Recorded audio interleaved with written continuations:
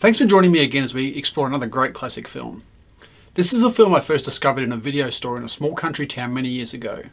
I watched it without knowing anything about it beyond what I read on the back cover, but it was a film that impressed me with its gritty honesty, its fabulous black and white photography, and its documentary feel, as well as its behind the scenes location shooting. It has great performances by actors who mostly aren't household names, in what is a fascinating drama whether you're a sports fan or not. It is This Sporting Life from 1963. Based on the 1960 Macmillan Fiction Award-winning novel by David Storey, who also wrote the screenplay, it has an authenticity that comes from Storey's experiences as a professional rugby league player. Storey had played for Leeds and used his match payments at the time to support himself while he was studying at the London Slade School of Fine Art. Very few films have been made about rugby league, and this is the only one which has any real quality about it. While league had long been a professional sport, the player payments at the time were largely supplementing their incomes rather than providing them with a living wage. In the 1960s, the sport was a rough, grinding, working class game, played mostly by labourers and coal miners. There are numerous scenes in this film that perfectly portray those facts.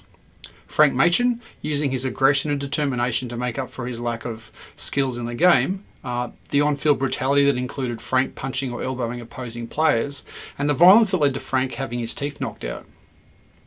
The brutality that makes Frank an on-field success is also the main reason for his off-field failures. Love and acceptance are what Frank craves but never receives, experiencing only fleeting acceptance from the fans while he is vulnerable to the ravages of time and injury. Director Lindsay Anderson, who started out as a film critic for Sequence magazine, Sight and Sound and The New Statesman, was given the opportunity to direct largely as a result of his long-standing association with the writer David Storey. Stanley Baker was interested in playing Frank Machin when the novel was published in 1960. Baker was known for his rugged appearance, his intense, grounded screen persona, and was amongst the top British film stars of the time. Baker was the son of a coal miner and grew up as a wild kid interested only in football and boxing. A good fit for the role, but he was not on the producer's radar when casting began. Albert Finney, who made a big impression in Saturday Night and Sunday Morning, was the first choice to play Machin, but he turned it down. Sean Connery was also considered, and while he was interested, it was decided that he lacked the finesse and the aggression required. Richard Harris looked right for the part, having played competitive rugby for Old Crescent Rugby Football Club and Garryowen Football Club. After his playing days, Harris had spent nearly a decade in obscurity, developing his ability as an actor on stages throughout the UK.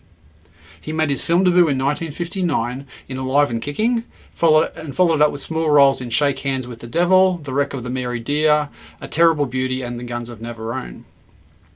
He then secured larger parts in The Long and the Short and the Tall and Mutiny on the Bounty, but his casting in this film was his first starring role. Welsh actress Rachel Roberts was cast as Margaret Hammond. She too had a number of smaller film roles before her portrayal of Brenda in the Carol Rice film Saturday Night and Sunday Morning, which won her a British Academy Film Award. TV veteran Arthur Lowe was cast as Charles Slomer and would later star in the classic TV show Dad's Army, as well as in 4 more films directed by Anderson. William Hartnell, who played Johnson, was noticed because of this film by Doctor Who producer Verity Lambert, who cast him as the first Doctor in 1963. And Glenda Jackson appears briefly in the group singing around the piano at the Christmas party. This was Anderson's first feature film as a director after his Oscar-winning short film documentary Thursday's Children in 1954. He was offered the project on the recommendation of Carol Rice. Rice was reluctant to direct another film so similar to Saturday Night and Sunday Morning, but agreed to act as the film's producer.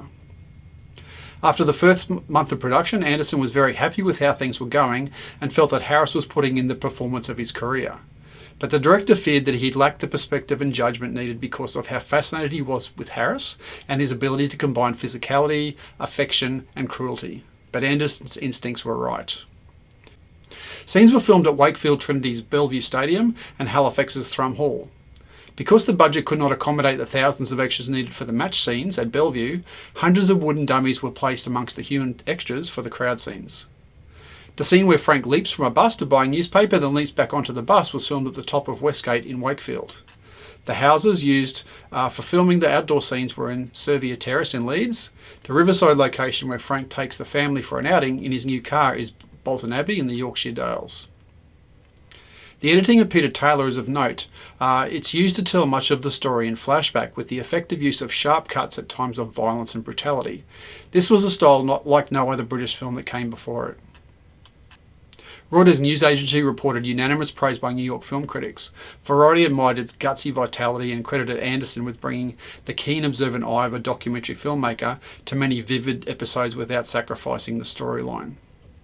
On its release, the film was a commercial flop with British audiences and did not recoup its costs. As a result, the Rank organisation who had backed the film announced that they would no longer support kitchen sink film projects.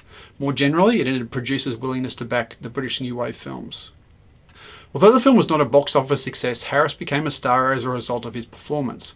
He won Best Actor at the 1963 Cannes Film Festival and an Academy Award and BAFTA nominations the same year. Roberts won her second BAFTA award and received an Oscar nomination for Best Actress. Lots of very good reasons to watch this film. It tells a tough, grinding, honest, compelling and ultimately heartbreaking story that focuses on the lives of working class people. It has fabulous black and white photography shot in locations that have either changed or been lost and features brilliant performances from the leading actors. It's a film I love despite it being about people who are not really very lovable. So what I'd suggest you do is that you go to our website, find our virtual screenings page, find the link to this particular film, click on it and watch it. As always, see what you think. Love you to come back, let other people know your thoughts about the film and whether you'd recommend it for them also. And then we'll be back in the not too distant future for our next Classic Films review. Catch you next time.